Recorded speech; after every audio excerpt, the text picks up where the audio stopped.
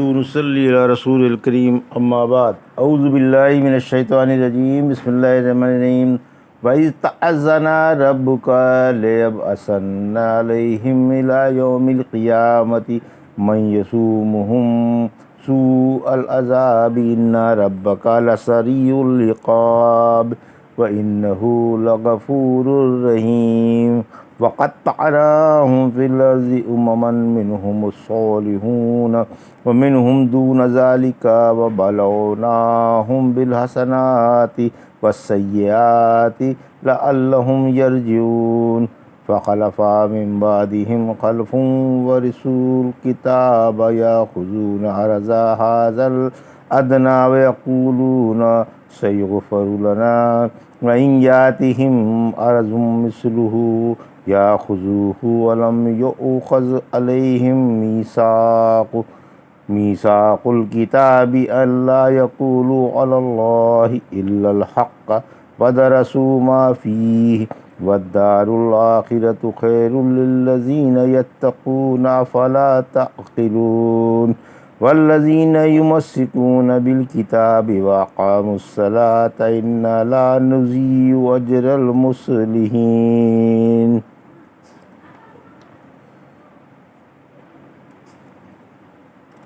وَإِذْ نَتَقْنَا الْجَبَلَ فَوْقَهُمْ كَأَنَّهُ ظُلَّةٌ وَظَنُّوا أَنَّهُ وَاقِعٌ بِهِمْ خُذُوا مَا آتَيْنَاكُمْ بِقُوَّةٍ وَاذْكُرُوا مَا فِيهِ لَعَلَّكُمْ تَتَّقُونَ۔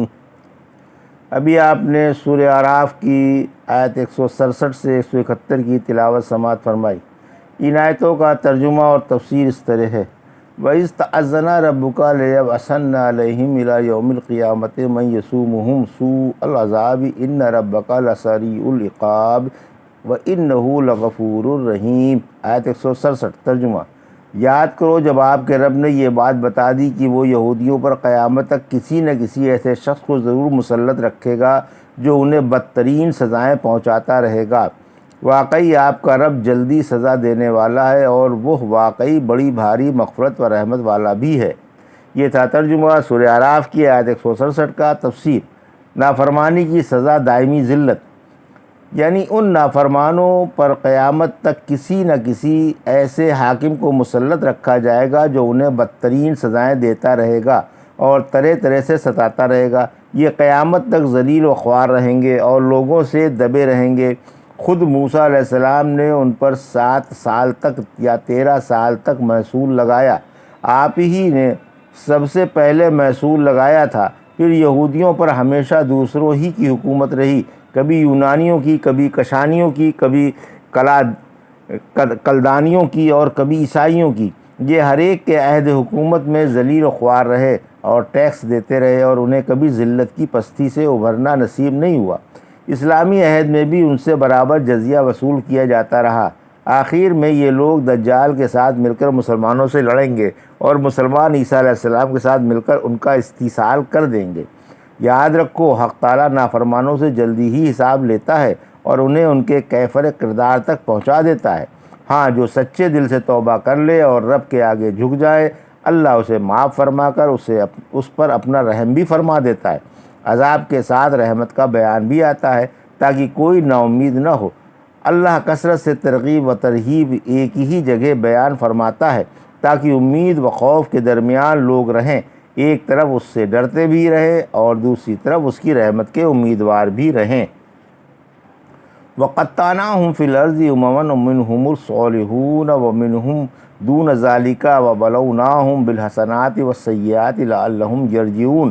آیت 168 فَخَلَفَ مِن بَعْدِهِمْ خَلْفٌ وَرِثُوا الْكِتَابَ يَأْخُذُونَ عَرَضَ هَٰذَا الْأَدْنَىٰ وَيَقُولُونَ سَيُغْفَرُ لَنَا وَإِنْ يَأْتِهِمْ عَرْضٌ مِثْلُهُ يَأْخُذُوهُ وَلَمْ يُؤْخَذْ عَلَيْهِمْ مِيثَاقُ الْكِتَابِ أَلَّا يَقُولُوا عَلَى اللَّهِ إِلَّا الْحَقَّ وَدَرَسُوا مَا فِيهِ وَالدَّارُ الْآخِرَةُ خَيْرٌ لِّلَّذِينَ يَتَّقُونَ أَفَلَا تَعْقِلُونَ۔ آیت 169 وَالَّذِينَ يُمَسِّكُونَ بِالْكِتَابِ وَأَقَامُوا الصَّلَاةَ إِنَّا لَا نُضِيعُ أَجْرَ الْمُصْلِحِينَ۔ آیت 170 ترجمہ: ہم نے انہیں دنیا میں مختلف جماعتوں میں ٹکڑے ٹکڑے کر دیا، کچھ ان میں سے نیک بھی ہیں اور کچھ دوسری قسم کے ہیں، اور ہم نے انہیں خوشحالیوں اور بدحالیوں سے آزمایا تاکہ وہ گناہوں سے باز آ جائیں۔ پھر ان کی جگہ ان کے ایسے جانشین ہوئے جنہوں نے ان سے کتاب سیکھی اور جو اس دنیا ناپائیدار کا حقیر سا سامان لے لیتے ہیں اور کہتے ہیں کہ ہماری بخشش ہو جائے گی، حالانکہ اگر ان کے پاس اس جیسا اور سامان آنے لگے تو اسے بھی لے لیں گے۔ کیا ان سے اس کتاب میں اس بات کا عہد نہیں لے لیا گیا کہ رب کی طرف حق بات کے سوا کسی اور بات کی نسبت نہ کریں، اور کتاب میں جو کچھ ہے اسے انہوں نے پڑھ بھی لیا ہے، اور پرہیزگاروں کے لیے آخرت کا گھر بہتر ہے۔ پھر کیا اے یہودیو تم سمجھتے نہیں؟ اور جو یہ کتاب پکڑے ہوئے ہیں اور نمازوں کے پابند ہیں تو ہم اصلاح کرنے والوں کے ثواب کو رائگاں نہیں جانے دیں گے۔ یہ تھا ترجمہ آیت 168 سے 170 کا تفسیر۔ آیت 168، اللہ نے یہودیوں کے مختلف گروہ کر کے انہیں دنیا میں پھیلا دیا۔ چنانچہ سورہ اسراء کی آیت 104 میں فرمایا، اور ہم نے اس کے بعد اسرائیلیوں سے کہہ دیا کہ تم اس زمین میں رہو سہو، پھر جب آخرت کا وعدہ آ جائے گا تو ہم تم سب کو جمع کر کے لے آئیں گے۔ پھر فرمایا کچھ تو ان میں نیک ہیں اور کچھ بد ہیں۔ پھر فرمایا ہم نے انہیں لالچ دے کر، ڈرا دھمکا کر، تندرستی و بیماری سے اور تنگی و فراخی سے، غرض طرح طرح سے جانچا تاکہ شرمناک حرکتوں سے باز آ جائیں اور اپنی اصلاح کر لیں۔ آیت 169، مغفرت کی امید پر گناہ کرنا عقل مندوں کا کام نہیں۔ پھر ہم نے ان کے بعد جن میں نیک و بد ہر طرح کے آدمی تھے ان کا جانشین انتہائی کمینوں اور نالائقوں کو بنا دیا، حالانکہ انہوں نے اپنے بزرگوں سے تورات بھی پڑھی تھی مگر عمل سے محض کورے تھے۔ اس سے عیسائی بھی مراد ہو سکتے ہیں اور عام معنی کا بھی احتمال ہے، جس میں عیسائی غیر عیسائی سب شامل ہیں۔ یہ لوگ حق کی نشر و اشاعت کے عوض تھوڑی سی دنیا حاصل کر لیتے ہیں اور حق کے بدلے دنیا جمع کرنے کی فکر میں لگے رہتے ہیں۔ انہیں رشوت دے کر جو چاہو فتویٰ لے لو، بے دھڑک کہہ دیتے ہیں بات کون سی ہے، اگر گناہ بھی ہے تو اللہ سے توبہ کر لیں گے، اللہ معاف فرمانے والا ہے۔ پھر جب کبھی کوئی اور موقع ہاتھ آتا ہے تو پھر جھوٹ بول کر ہاتھ رنگ لیتے ہیں اور دل کو یہ دلاسا دے دیتے ہیں کہ توبہ کر لی جائے گی، اگر گناہ بھی ہے تو معاف ہو جائے گا۔ غرض یہ کہ بار بار زندگی بھر ان کا یہی طریقہ رہتا ہے، توبہ پر توبہ بجا لاتے ہیں اور گناہ چھوڑنے کی نوبت ہی نہیں آتی۔ لینے سے غرض ہے خواہ حلال ہو یا حرام، دنیا کے کتے حلال و حرام میں کیا تمیز کریں گے؟ اور مزے کی بات تو یہ ہے کہ امیدوار مغفرت بھی رہتے ہیں۔ اللہ کی قسم یہ بدترین جانشین ہیں، رسولوں کے وارث یہی ہیں جن سے رب نے یہ اقرار بھی کرا لیا ہے کہ حق کے سوا اللہ پر جھوٹ نہ بولنا۔ سورہ مریم کی آیت 59 میں پھر ان کے بعد ان کے ایسے جانشین ہوئے جنہوں نے نمازیں ضائع کی اور خواہش پرست بن گئے، یہ لوگ جلدی ہی خرابی دیکھ لیں گے۔ یہ لوگ اللہ سے جھوٹی امیدیں باندھ کر دھوکے میں گرفتار ہیں، ان کا عجیب و غریب حال ہے، جو آتا ہے وہی رشوت خور، بد دیانت اور بے ایمان ہوتا ہے۔ ہر شخص جیب بھرنے کے لیے غلط راہ اختیار کرتا ہے، پھر اس کی جگہ دوسرا آتا ہے تو وہ پہلے سے بھی نمبر اول ہوتا ہے۔ جب ان سے پوچھا جاتا ہے کہ آخر یہ حرکتیں کیوں کرتے ہو تو جواب ملتا ہے کہ اللہ خطا پوش و مہربان ہے۔ مطلب یہ ہے کہ کوئی حاکم رشوت لینے سے نہیں ہچکچاتا اور بددیانتی سے ذرا نہیں شرماتا۔ آج انہی اسرائیلیوں کی طرح بلکہ ان سے بھی بدتر ہم مسلمانوں کا حال ہے۔ ہم نمبر اول رشوت خور، بد دین اور بد کردار اور سود خور ہیں، اور سمجھایا جاتا ہے تو وہی جواب ملتا ہے کہ اللہ ذرہ نواز ہے، غفور الرحیم ہے، توبہ کر لیں گے، بخش دے گا۔ ذرا غور کیجئے ہم ان سے کس قدر گہری مشابہت رکھتے ہیں۔ اللہ والوں کو ایسا لائق نہیں، ان سے تو پختہ اقرار کرایا جا چکا ہے کہ زبان سے حق بات کے سوا کوئی بات نکالو ہی نہیں، بلکہ حق ظاہر کرو اور چھپانے کی شرمناک کوشش نہ کرو۔ لیکن افسوس، لوگ ذرا سی حقیر دنیا کی خاطر اللہ کا زبردست عذاب خرید رہے ہیں۔ سورہ آل عمران کی آیت 187 میں فرمایا، یاد کرو جب اللہ نے اہل کتاب سے یہ عہد لے لیا کہ تم اس کتاب کو عوام کے سامنے ظاہر کر دینا اور ہرگز نہ چھپانا، لیکن انہوں نے یہ عہد پس پشت ڈال دیا اور اس کے عوض ایک حقیر سا سامان لے لیا، لہٰذا وہ بدترین ہے جسے یہ لوگ خرید رہے ہیں۔ یہ بھی تو اس عہد کے خلاف ہے کہ گناہ پر گناہ کیے جائیں اور اللہ سے ذرا نہ شرمائیں، نادم ہو کر توبہ نہ کریں اور اس کی بخشش کی امید رکھیں۔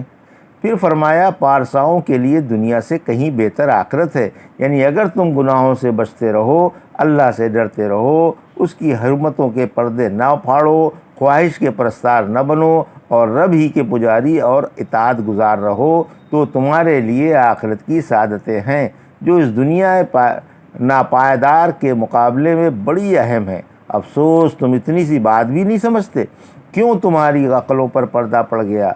سوچو اور سمجھو، اللہ ہم سب کو فہم مستقیم عطا فرمائے، آمین۔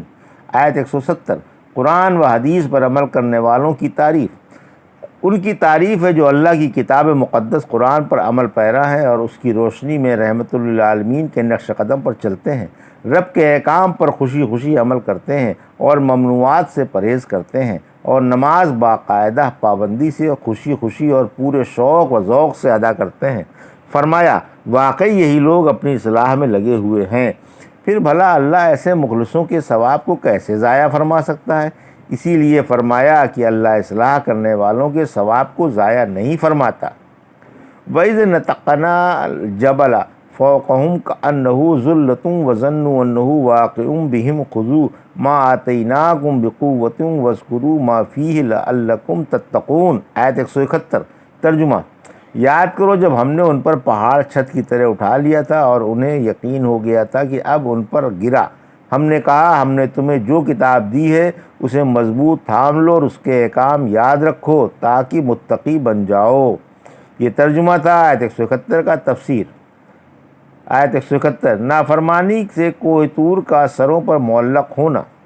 سورہ نساء کی آیت 154 نے فرمایا ہم نے ان سے عہد لینے کے لیے کوہ طور اٹھا کر ان کے سروں پر کر دیا تھا۔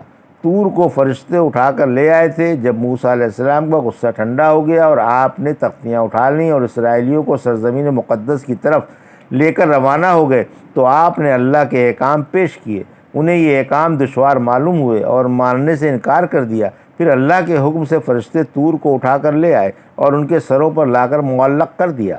آپ نے ان سے فرمایا کہ یہ اللہ کی کتاب ہے، کیا تم اس کے احکام قبول کرو گے یا اس میں حلال و حرام کی اور امر و نہی کی تفصیل ہے؟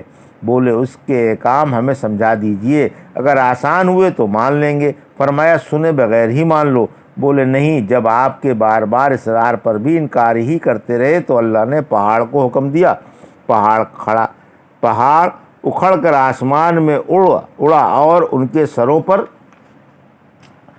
معلق ہوگا۔